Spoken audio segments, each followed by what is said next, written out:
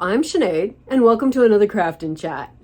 Today we're going to talk about doll costuming just a little bit because I did just put out a couple of patterns for making jumpsuit, catsuit for you to turn into costumes.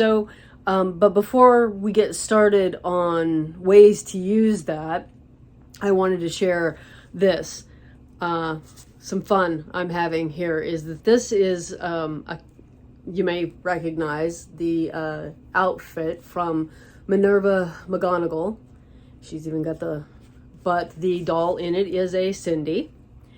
And she is dressed as Chan Wills, a YouTuber. And she just needs gray cat ears. And I'm just having fun with the ability to take the clothes off of one doll and create a costume for another doll that looks pretty cool. I had to stop, take a little short break to go feed the dog. I don't know if you've noticed or become aware just through observation, but I have been recording the activity and then recording the intro, and I forgot some stuff. So while I was feeding the dog, I was reminded that there will be links in the description for the patterns and the free download that you'll find out about when you watch the video because I forgot to mention them at the time when I told you about them in the video. So I hope you enjoy what you're about to see, and yeah, here we go. Cindy's hair is finished. She's got a full head of locks, and I will trim them after she's on a body because I want the body there to give me an idea of how it hangs and looks. So here's the body that I was going to use. It's got a magnet right there, and I have altered her stock neck joint. That's epoxy in there to have a magnet. It's not entirely set up, so I'm not going to show it on the body because it might pull the magnet out. But when the epoxy is dry, it should set right in here on this magnet, and then be a really good joint for her body to head. And then here are it'll be button jointed at the shoulders and the hips. And I had originally thought that I was going to make the lower leg out of a dowel. But now I'm thinking paper clay, because I can't drill down through. It'd be a thicker dowel than this, but I can't drill down through the dowel to get the center out that I need out. So I'm thinking of building the paper clay on a much smaller dowel so that I have the center hollow, and then I can finish this back up inside. So the cloth that you see hanging out here goes up inside and creates a kind of a lined hollow that the end of the arm would then go in, and you would pin through so that it could bend. And I'm going to see if I can incorporate her stock hands in there, because I have them. And I think I'm going to have to do the paper clay in two parts, and so that I can get the shape that'll hold this in there and her hand can still rotate. Because I would like to keep as much of her movement as possible. Part of it will be this joint that's there, but if you don't have a narrower spot followed by a wider spot within the tube of the lower arm, you lose the turn. It'll just become stagnant. So that's something where this Cindy is going. That's my plans for her. And as I work this out, I'm documenting it because originally I was going to put a paper clay head on this body, and I really like soft-bodied dolls, and that's kind of how we're getting here. But I'm wanting to go from the soft body to a hard foot and either a wire wrapped hand or something. Like I said, I'm using her stock hands because I have them, but a wire wrapped hand that could be posed is another thing that I'd like to do. And now we're going to look at, oh, wait, before I do that, this one has been tucked so that you can see tucked, maybe. Anyway, so now we're going to look at some costumes for the other dolls. So you may be familiar with the catsuit pattern that I produced that's available on my website. One of the other versions of it here is I did in a cotton Chanel, and it's on an illy. The cotton just completely relaxes. The illy can wear the wool version, but it looks completely different to me.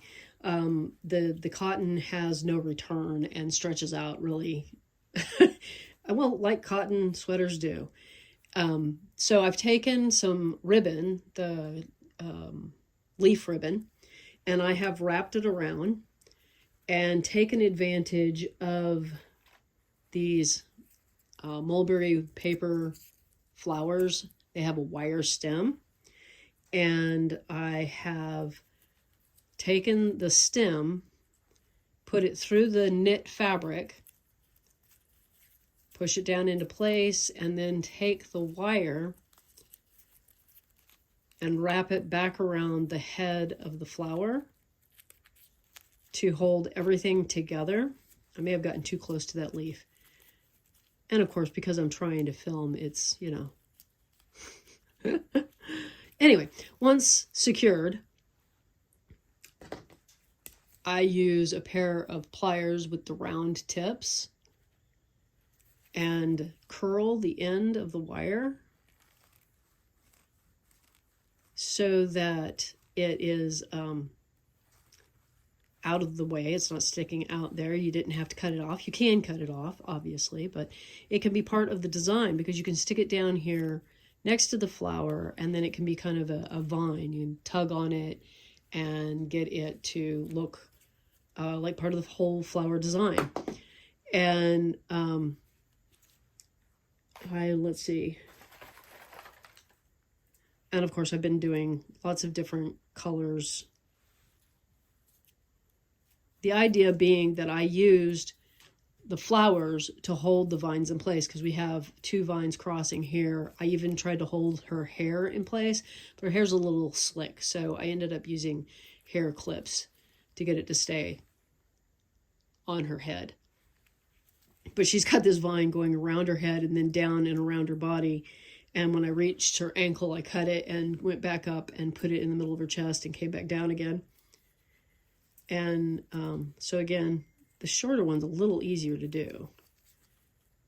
Put the flower up underneath there and bend around just enough to secure it and curl the end. And now I have a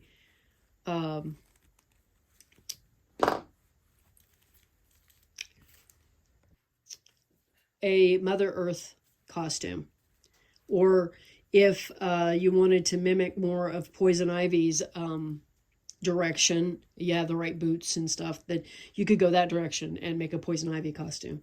But I liked being able to put the vines and the flowers on with this green Chanel. I thought it looked really cool.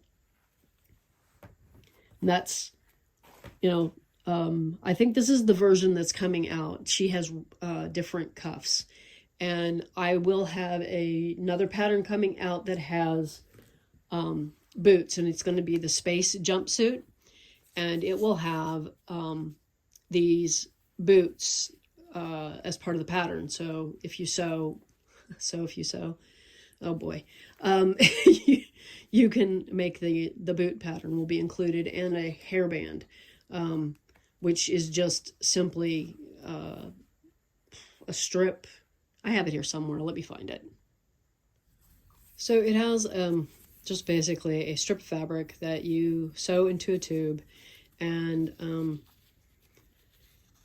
either just tuck the edges or you can whip stitch them together. I did think that sewing a tube and turning it would, and then sewing it into this would be a better headband, but if you notice, the texture is a little off because turning lame is a nightmare. It sticks to itself, and in the process it busted the stitches. So I would not recommend sewing up a long tube and trying to turn it in lame. Wouldn't recommend it at all. But if you got lots of experience with that sort of thing, like making lame spaghetti straps or something, and you got a secret, well, if you'd share it, I'd love it. And otherwise, yeah, go ahead, do it that way. But once it's made into a headband, let's see, I'm going to try and get it on her head here. So I pulled her hair through, pull it around her neck, tuck. See if I can get a hold of that front edge. And a comb will, like a rat-tailed comb, will help with this too. You can run the end of that rat-tail comb in under your edge there. Anyway, so you can end up with a headband like that, and the boots, and it has the different style of cuffs. I have it here, but it's blocking, so it's wet. And I was going to show you these boots on Cindy. It changes just a little bit because her foot is smaller. And you can take the toe and bend it up. So it has a cardboard sole, and you can take the toe and bend it up. Let's see if we even are registering this. And or you can leave it flat if that's the style. You can also cut out another piece of this material, this shape of the cardboard, and glue it on the outside if you want another an additional sole on the bottom of the boot. You can do that in cork, felt, in a lot of different materials. You can also stick a little pom-pom on the toe if that's something you like, or back here at this point that I've created at the back of the boot. And I got these metallic pom-poms, you know, with the, what is that? Well, it looks like icicles from Christmas trees, but I was going to sew those onto the headband, and could also sew them onto various spots on the boot. And this is still a little damp, but here is the other design of bodysuit. It'll be, the pattern will be a space jumpsuit is what it'll be called, because it does include these the space style boots. Another outfit that can be made using the basic bodysuit is a bear suit. So say you got the cat suit and you decided you don't want to be a cat, you don't want your doll to dress as a cat. So you can take a piece of elastic, and once I've cut it to length, I have actually burned the ends so that they don't come unfrayed, and then I tack it together and then cut out an oval of felt and put that around here, and then it is whip stitched, and you have a headband with bear ears, and then little gloves can be made. And I whip stitched, this is the details on here are basically, it's a stitch that goes over, comes up, see that it's at an angle on the underside, and then I put it together and stitch it so that it makes a little bear mitt that can fit over her hand. Can also be used, the same pattern can also be used to make the hot pad mitts for the kitchen. And the other thing that you're going to want on your little bear is some bear feet. So slippers using a tracing of the foot with an upper that is then stitched around to create the slipper, which could be a plain slipper. You can double or triple up your felt on the bottom. You can put a piece of cardboard in between. You can put, you can also put little pom-poms on for different style of slipper. So the bear accessories will be a free pattern on my website. I'll get that all drawn up so that you can download the shapes and make these into either bear accessories for this costume or for kitchen mitts and slippers. And then on the pattern for the space jumpsuit, I wanted these instructions will be in the pattern, but you'll want to probably do some kind of strap underneath to hold the outfit down, the leg down, while you put the boot on. And you can see I added the pom-poms on the headband. And you could also put antennae, or you could use Chanel stems and create a headband antennae, or just a headband with some fancy Chanel stems. With all of these knitted outfits and with any sweater, I have been putting socks on the dolls, jersey socks on the dolls' hands to put them through the sleeves without getting caught. And I think that is really helpful. I hope you've enjoyed all of this different exploration of the ways in which you can use a jumpsuit. And I just want to point out that you don't have to knit.